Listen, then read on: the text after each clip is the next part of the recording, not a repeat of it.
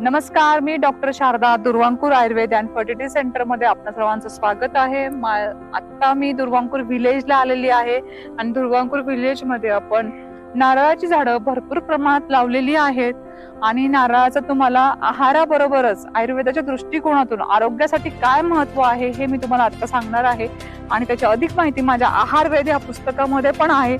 तुम्हाला जर जास्त फळांची, धान्याची, कडधान्यांची सगळी माहिती हवी असेल तर नक्की हे पुस्तक आपलं ऑर्डर करा।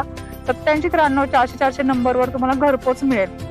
तर नारळ हे पित्तशामक आहे, दाहनाशक आहे, शक्तिवर्धक आहे, उत्साहवर्धक आहे, बलवर्धक आहे।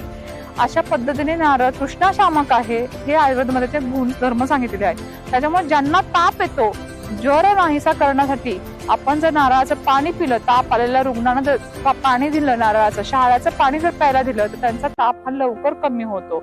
ज्यांना लघवीला जळजळ होते, थेंब लघवी होते किंवा लघवी करताना जळजळ किंवा आग होणं किंवा थोडी लघवी होणं, अशांनी रोज एक शहाळ्याचं पाणी प्यावं, त्यांना लघवी भरपूर प्रमाणात होईल आणि त्याच्यातली उष्णता देखील कमी होईल।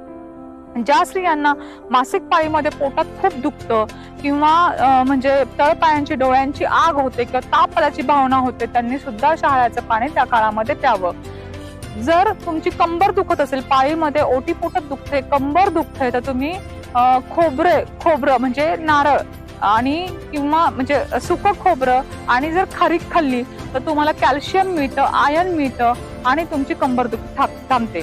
जर तुम्हाला ओला नारळ खायचा असेल त्या काळामध्ये तर ओला नारळ आणि तुम्ही खजूर खाऊ शकतात, त्याच्यातून तुम्हाला आयर्न आणि कॅल्शियम भरपूर प्रमाणात मिळतं आणि तुमचं वाताचं शमन होऊन तुमची कंबरदुखी, पोटदुखी थांबते। हे मी अनेक रुग्णांवर घेतलेले अनुभव मी तुम्हाला आता सांगत आहे।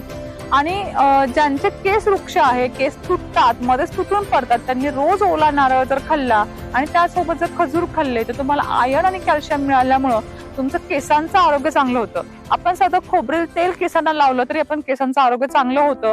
तर तुम्ही जर रोज ओला नारळ खाल्ला आणि त्यासोबत जर खजूर आणि थोडा गुळ खाल्ला तर तुमचं हिमोग्लोबिन चांगलं राहील, तुमचं कॅल्शियम चांगलं राहील आणि तुमचे हाडे मजबूत होतील। सहसा स्त्रियांना ऑस्टिओपोरोसिसचा खूप त्रास होत असतो, म्हणजे कंबर दुखी, गुडघे दुखी, सांधे दुखीचा त्रास होत असतो, तर त्यांनी आहारामध्ये नारळाचा समावेश करावा। ज्यांना आम्लपित्ताचा त्रास होतो त्यांनी सोलकढी, की जी आपण आमसूल कोकम घालून ओल्या नारळाच्या दुधापासूनची सोलकढी बनवतात, ती जर तुम्ही आहारामध्ये घेतली तर तुमची पचनशक्ती सुधारते, तुम्हाला मलावस्तंभाचा त्रास होत नाही आणि तुमचं दाहशामक, पित्तशामक म्हणजे पित्ताच्या विकारावर सुद्धा सोलकढी चालते। असा हा नारळ भरपूर बहुगुणी आहे। म्हणजे ज्यांना आम्लपित्ताचा त्रास होतो, ज्यांना उष्णतेचा त्रास होतो, त्यांच्यासाठी तर खूप गुणकारी आहे। आपल्या आहारामध्ये ओल्या नारळाचा जरूर समावेश करावा आणि आपलं आरोग्य चांगलं ठेवावं। आजचा व्हिडिओ कसा वाटला नक्कीच मला कमेंट करून कळवा आणि जास्तीत जास्त लोकांपर्यंत आजचा व्हिडिओ शेअर करा आणि आमचं दुर्वांकूर आयुर्वेदचं YouTube चॅनल सबस्क्राईब करायला विसरू नका, कारण अशीच महत्त्वपूर्ण व्हिडिओ तुम्हाला बघण्यासाठी। धन्यवाद।